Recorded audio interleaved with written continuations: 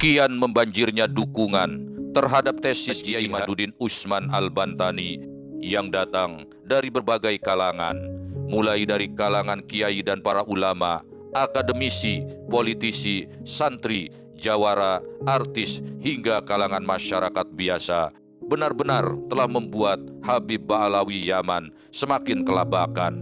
Mereka telah kehilangan simpati, mukibinnya terus mengalami defisit. Yang masih bertahan pastinya adalah para mukibin yang belum mendapatkan hidayah ilahi bahwa kebenaran ilmiah telah hadir di hadapan mereka. Klan Ba'alawi Yaman pun benar-benar kehabisan akal untuk membendung serbuan air bah tesis Kiai Imad. Bahkan ketika terbetik kabar adanya undangan diskusi terkait dengan polemik nasab ini dari Universitas Islam Negeri atau UIN Wali Songo Semarang yang akan diadakan pada tanggal 10 September tahun 2024 mendatang, maka pihak Rabithah Alawiyah buru-buru menghadangnya dengan membuat acara tandingan menggelar diskusi dengan tema yang sama. Sesuai dengan undangan versi video yang tersebar di jejaring medsos, acara tersebut akan diadakan pada tanggal 8 September tahun 2024 dan disiarkan lewat channel YouTube Nabawi TV. Mudah dipahami, undangan ini hanyalah dagelan saja, terbaca dengan jelas dari nama-nama kubu pendukung pembatal nasab yang terpampang pada video tersebut. Ada nama Roma Irama yang jelas telah menyebut dirinya bukan pakar nasab. Ada juga nama Mama Gupron yang jelas ini olok-olok sebab dia juga bukan pakar nasab. Demikian juga ada nama Menachem Ali yang sejak awal jelas telah menyatakan bahwa dirinya bukanlah pakar nasab. Lalu ada pula nama Gembul yang dimaksud pastinya adalah guru Gembul, konten kreator yang berulang kali membahas Habib dengan nada kontra. Jelas ini pun bukan pakar nasab. Anehnya, nama sosok yang selalu bersuara lantang mengkritisi klan Ba'alawi Yaman, Gus Abbas Buntet, justru tidak ada. Lalu, mengapakah pula nama Dr. Sugeng yang pakar DNA itu tidak ada di dalam tayangan video undangan? Dari sini terbaca dengan jelas ketakutan para Habib Ba'alawi Yaman kalau pakar DNA ini bakal membongkar habis-habisan terkait ketidaktersambungan DNA mereka kepada Nabi Muhammad SAW dalam forum diskusi yang diadakan oleh Rabithah Alawiyah tersebut. Jelasnya, undangan itu memang hanya dagelan yang dipersiapkan sebagai jurus untuk membuli Kiai Imad. Setelah membuat julukan Imaduddin Al-Kaburi, pastinya Ba'alawi akan mengkreasi julukan baru setelah Kiai Imad tidak memenuhi undangan dagelan di tanggal 8 September tersebut. Pastinya Kiai Imad memang tidak akan menghadiri undangan dari Rabithah Alawiyah ini. Dia lebih memilih untuk menghadiri undangan dari UIN Wali Songo Semarang yang jelas lebih netral, objektif, dan berkelas ilmiah. Sedangkan undangan dari Rabithah Alawiyah tak lebih hanya merupakan panggung kubu Ba'alawi yang ingin mencari pembenaran. Ini adalah tipu-tipu ala debat kusir yang nantinya akan membuat kuda-kuda pun ikut tertawa. Apakah itu benar, Yai? Undangan itu sudah sampai kepada Kiai?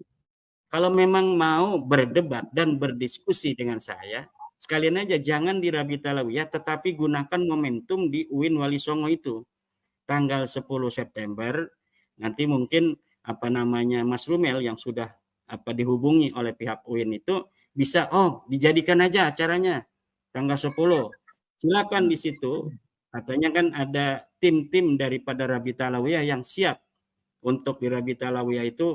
Ada Mas Rumel, ada Al-Mashhur, Idrus Al-Mashhur, ada Fikri Syahab, ada siapa lagi itu. Silahkan itu. Saya untuk masalah nasab dan sejarah cukup saya. Mungkin untuk tes DNA itu dibutuhkan Dr. Sugeng. Kalau dari pihak mereka silakan, mau 10, mau 20, baris saya sendirian. Suka atau tidak suka, mau atau tidak mau, eksistensi gelar Habib kian meredup. Bahkan perlahan namun pasti gelar Habib ini mungkin akan segera hilang dari bumi Indonesia. Demikianlah kenyataan pahit yang harus dihadapi oleh klan Ba'alawi Yaman. Setelah sekian waktu lamanya hidup dalam kemuliaan karena klaim mereka sebagai cucu Nabi, mereka kini akan jatuh dari kemuliaan hidup yang telah sekian lama diperoleh dan dinikmati. Gelar Habib, sebuah kemuliaan yang tersemat pada diri mereka, ternyata hanya digunakan untuk memuaskan hawa nafsu, mengumbar perilaku sewenang-wenang, dan berbagai tindakan tercela lainnya. Setelah tesis Kiai Haji Imaduddin Usman Al-Bantani membongkar kepalsuan nasab mereka, maka segera tercerabut semua kemuliaan yang selama ini mereka nikmati. Jangan-jangan mereka keturunan, sekali lagi keturunan. Nah, saya mau tanya masyarakat Surabaya, kalau PKI bangkit, mau kurang ajar kepada kiai, mau ganggu pesantren, kurang ajar kepada habaib, siap lawan tidak? Siap jihad tidak? Anggapan untuk mempertahankan kemuliaan seperti yang dilakukan oleh Rizik Syihab dengan cara memprovokasi warga dan menebar fitnah adalah salah sama sekali. Allah Subhanahu wa Ta'ala sebagai pemilik segala kemuliaan tidak akan tinggal diam. Dia Maha Kuasa atas segala sesuatu, termasuk mencampakkan manusia yang hari ini mulia, besok hina dina. Demikian itulah yang terjadi. Para habaib klan Ba'alawi Yaman pada akhirnya akan menjadi manusia biasa. Mungkin hari ini masih ada para mukibin setia yang terus bertahan, membela dan melayani mereka. Tapi percayalah, segala pembelaan yang mereka lakukan tak lebih hanyalah napas-napas terakhir yang masih tersisa sebelum pada akhirnya tenggelam. Debat kitab-kitab nasab, segala dalil tetek bengek pada akhirnya akan senyap karena memang terlampau melelahkan. Sesuai dengan tuntutan zaman dan kemajuan dunia ilmu pengetahuan, semua perdebatan itu akan berakhir dengan tes DNA. Adalah percuma saja bila para habib bersama para mukibinnya berkelit dengan dalih pengharaman, sebab pada akhirnya ilmu pengetahuan selalu mencari jalan kebenaran dengan sendirinya, dan siapa saja yang anti ilmu pengetahuan pasti akan tertindas oleh massa. Terlebih lagi, seluruh nakobah atau lembaga pencatatan nasab di dunia sudah bersepakat menerapkan verifikasi DNA sebagai standar pembuktian kebenaran nasab. Islam bukanlah agama yang anti ilmu pengetahuan. Sekali mengatakan tidak pada tes DNA, sanksinya pasti akan lebih pahit lagi. Klan Ba'alawi Yaman akan semakin dicurigai menyembunyikan sesuatu yang tidak sah. Nasabnya pun dipastikan kian tak dipercaya, sehingga kemuliaan mereka memang akan lenyap perlahan namun pasti.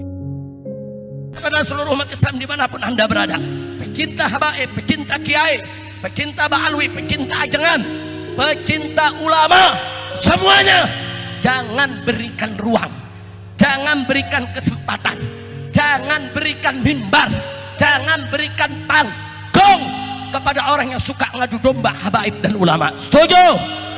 Setuju? Kalau mereka punya panggung, bubarin. Saya tanggung jawab dunia akhirat. Siap bubarkan? Siap bubarkan? Mereka masuk kampung kita, usir. Jika kini Habib Ba'alawi Yaman masih gigih bertahan, maka sejatinya ini hanya karena jiwa-jiwa mereka yang telah dijangkiti dengan sindrom megalomania, gangguan konsepsi atau keyakinan diri yang dibesar-besarkan. Ini adalah tentang kepentingan, kekuatan, atau kemampuan diri mereka. Keyakinan inilah yang oleh Rizik Syihab tidak hanya ditunjukkan dengan sikap sombong, tetapi sebenarnya adalah bagian dari gangguan jiwanya. Gangguan jiwa yang dimaksud dalam kacamata psikologi disebut sebagai delusi keagungan, atau yang kerap dikenal dengan istilah delusion of grandeur. Kondisi yang dipertontonkan oleh Rizik Syihab memang memperjelas sindrom megalomania telah menjangkiti dirinya. Dia merasa yakin bahwa dirinya memiliki kekuasaan, kekayaan, kecerdasan, hingga bakat yang luar biasa sebagai seorang juriat Nabi. Tak ada seorang pun yang dapat mengingatkan, apalagi mengendalikannya. Padahal keyakinan dirinya yang dibesar-besarkan itu hanyalah merupakan delusi. Delusi keagungan memang sulit untuk diidentifikasi karena orang yang memilikinya percaya bahwa delusi dirinya itu adalah benar. Selain itu, delusi bisa sulit dibedakan dari apa yang disebut ide yang dinilai terlalu tinggi atau keyakinan yang dimiliki seseorang yang tidak sepenuhnya akurat, tetapi juga bukan delusi. Lihatlah ketika Rizik Syihab berupaya membela nasabnya dengan coba mengaitkannya dengan nasab Terah Wali Songo. Ini sungguh merupakan ilusi. Saya tantang para begal nasab, hei Yahudi pesek yang mengancam ingin mensweeping Mbak Alwi, sweeping saya di mana saja saya berada. Yang mereka lakukan adalah saudara politik PKI. Demi Allah, saya akan hadapi mereka sejengkal pun tidak akan mundur. Di mana saja kalian mau sweeping, saya akan hadapi mereka. Takbir. Begitulah seseorang dengan delusi yang sedemikian muluk, maka dia yakin bahwa dirinya tak tergoyahkan, bahwa delusinya adalah benar.